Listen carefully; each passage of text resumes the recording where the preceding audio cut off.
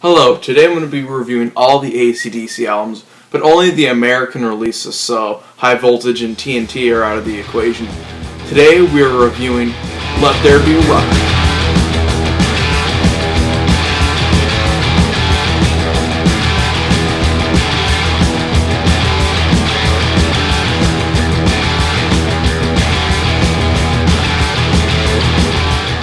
Now this album came out sometime in the 70s.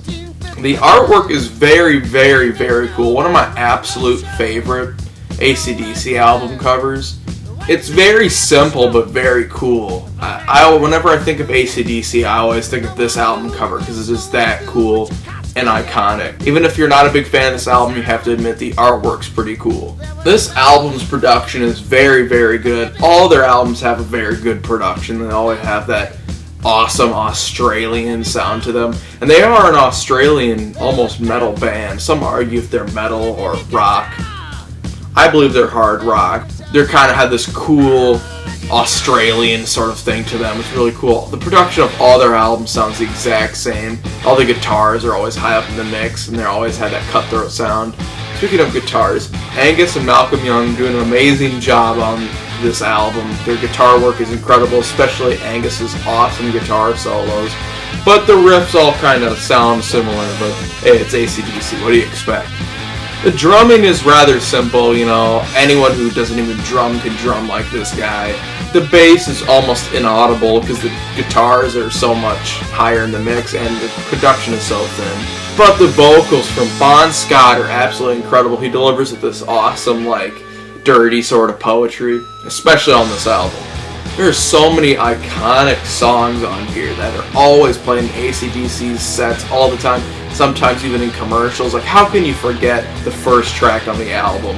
It's just the most iconic song that they have. And of course there's some really, really great deep cuts on the album that no one really talks about, especially, the ones that Bon Scott penned. Those ones aren't usually talked about as much.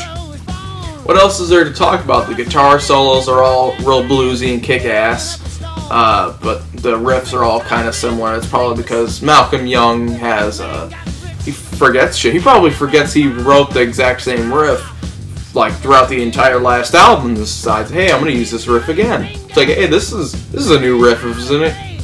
I'm surprised none of them call him out on it and be like, dude, this is the same riff earlier in this own song. How is this even a change? And you gotta love that funny song about balls on the album. That shit's just original. And then of course, the themes on the album always are the themes of ACDC albums. There's always these songs about rock and roll, how rock and roll will never die, hard rock and roll, rockin' all night, for those about to rock. They just find new and inventive ways to just make a song title about rock and roll, Once you get past the sheer amounts of repetition, this album is truly a masterpiece, really. I'd give it a 10 out of 10 every day of the week.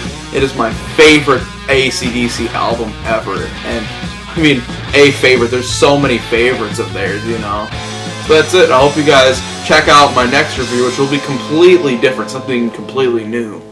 So, because the band kind of takes a turn for the worst, They start to repeat themselves a little too much.